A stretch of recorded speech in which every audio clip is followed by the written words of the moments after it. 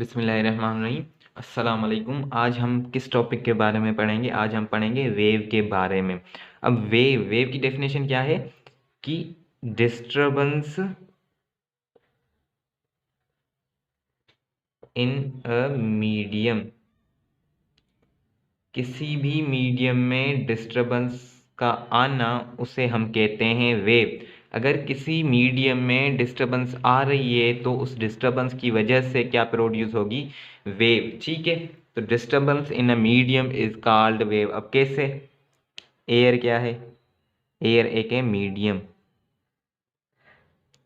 और मैं इसमें डिस्टरबेंस ला रहा हूँ कैसे? मैं इसमें बात कर रहा हूँ, तो ये मैं एयर एक मीडियम है और मैं इस मीडियम में बात कर रहा हूँ, इस मीडियम में डिस्टरबेंस ला रहा हूँ जिस वजह से क्या हो रही है? वेव प्रोड्यूस हो रही है। ठीक है, अगर वाटर है, ठीक है, वाटर में हम क्या करते हैं? वाटर एक मीडियम है, ठीक है, और आप इसमें एक स्टोन फेंकें तो क्या होगा? जिस जगह पर स्टोन फेंकेंगे, अगर एक जगह पर स्टोन गिरा है तो उसके आप इर्द गिर्द देखेंगे चारों तरफ क्या हो जाएगी? वेव प्रोड्यूस हो जाएगी। जो उस जहाँ पर स्टोन गिरा है, जहाँ पर डिस्टर्बेंस आई है, वहाँ से वेव्स दूर जा रही होंगी चारों तरफ से। तो क्या किया हमने? पानी में पत्थर फेंका, हमने डिस्टर्बेंस लाया उस पानी में, तो डिस्टर्बेंस आने की वजह से क्या हुई? वेव प्रोड्यूस हुई। ठीक है, तो दूसरी पॉइंट, वेव क्या करती है? एनर्जी एंड मोमेंटम को ट्रांसपोर्ट करती है। ठीक है, अगर आपने पानी में एक पत्थर फेंका है और वेव चारों तरफ जा रही है तो इसका मतलब ये नहीं है कि उसके मॉलिक्यूल ट्रांसपोर्ट हो रहे हैं। ठीक है, विदाउट ट्रांसपोर्टिंग मैटर। जैसे कि आपने पानी में किसी जगह पर पत्थर फेंका और उसके चारों तरफ वेव्स ट्रेवल कर रही है, तो इसका मतलब ये नहीं है कि उसके मॉलिक्यूल ही जो है ना दूर जा रहे हैं, दूर जा रहे हैं, ऐसा नहीं है।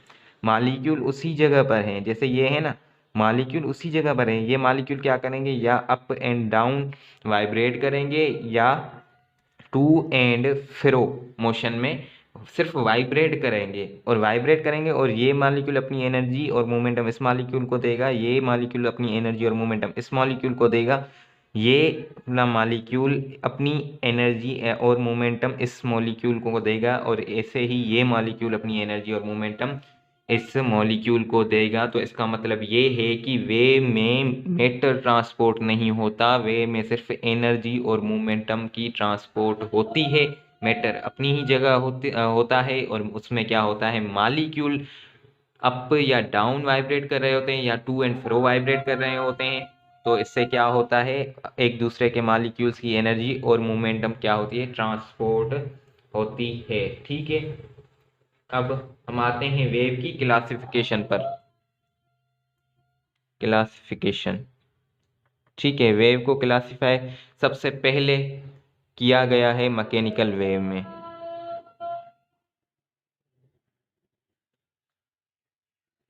अब मैकेनिकल वेव क्या है? ये एक ऐसी वेव है जिसको क्या है? मीडियम रिक्वायर है किसके लिए?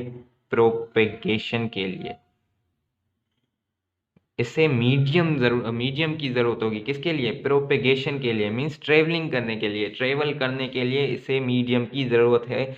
जिस वेव्स को ट्रेवल करने के लिए, प्रोपेगेट करने के लिए किसकी ज़रूरत हो? मीडियम की ज़रूरत हो, उसे हम कहते हैं मैकेनिकल वेव्स। अब मैकेनिकल वेव्स की टाइप्स हैं। ए नंबर 1 क्या है? Shock wave. दो टाइप्स है मैकेनिकल वेव की, एक है शॉक वेव, दूसरी है प्रोग्रेसिव वेव।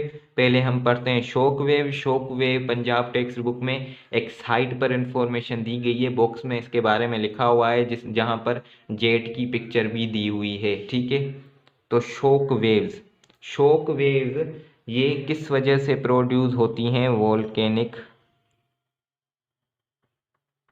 इरप्शन की वजह से। वोल्केनिक इरप्शन, जो आतिशफशा पहाड़ होते हैं ना, वो जब फटते हैं ना तो क्या होती है, डिस्टर्बेंस होती है और उसी वजह से ये शॉक वेव्स प्रोड्यूस होती हैं। दूसरी कौन सी हैं? दूसरी हैं सोनिक बूम, ठीक है, जिसे हम क्या कहते हैं, सुपर सोनिक। अब ये एक ऐसी वेव हैं जिस जिस जिसका मतलब क्या है, जिसका ये मतलब है कि कोई अगर ऑब्जेक्ट है, ठीक है, इसको थोड़ा गौर से समझिए आप। एक ऑब्जेक्ट है और वो एयर, मीन्स एयर क्या है, मीडियम है।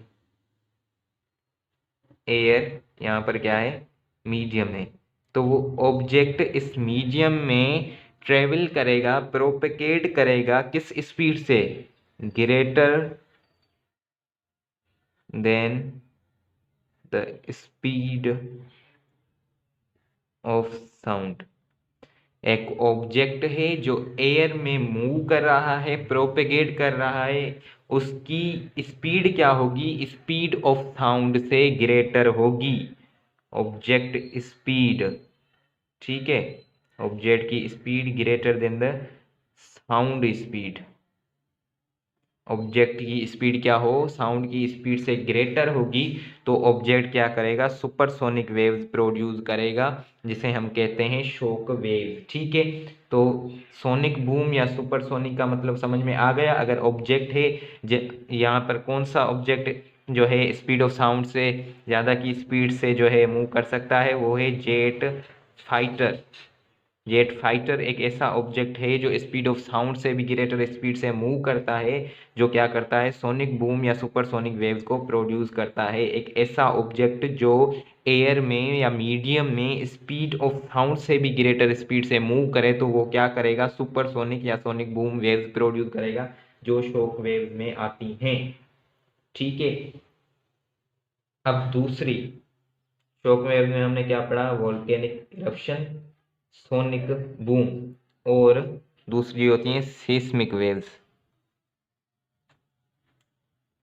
अब सीस्मिक वेव्स कौन सी है, ये वो वेव्स हैं जिनमें अर्थक्वेक होता है। अर्थक्वेक क्या करवाता है, सीस्मिक वेव्स को प्रोड्यूस करवाता है, और वो भी शॉक वेव्स में आती हैं। अब आगे हम पढ़ते हैं किस वेव के बारे में, मैकेनिकल वेव की टाइप है, वो कौन सी है, वो है प्रोग्रेसिव वेव, ठीक है। अब प्रोग्रेसिव वेव इसे हम क्या कहते हैं, दूसरा इसका नाम है ट्रेवलिंग वेव, ठीक है, इसका दूसरा नाम है ट्रेवलिंग वेव, जो क्या करती है, अपनी एनर्जी ट्रांसफर करती है, transfer energy by moving away, by moving away from source of disturbance. Progressive wave एक ऐसी वेव्स हैं जिन्हें ट्रेवलिंग वेव्स भी कहा जाता है, जो क्या करती हैं, एनर्जी को ट्रांसफर करती हैं बाय मूविंग अवे। जहां पर हम डिस्टरबेंस पैदा कर रहे हैं, वहां पर क्या करती है, एनर्जी को ट्रांसफर करती है, पर सोर्स से दूर जाकर। जैसे पानी की वेव्स हैं, यहाँ पर हमने डिस्टरबेंस पैदा की, वेव्स चारों तरफ सोर्स ऑफ डिस्टरबेंस से दूर जा रही होती हैं, तो मतलब उसका क्या, कि एनर्जी वो उस सोर्स ऑफ डिस्टरबेंस से दूर की तरफ ट्रांसफर हो रही है।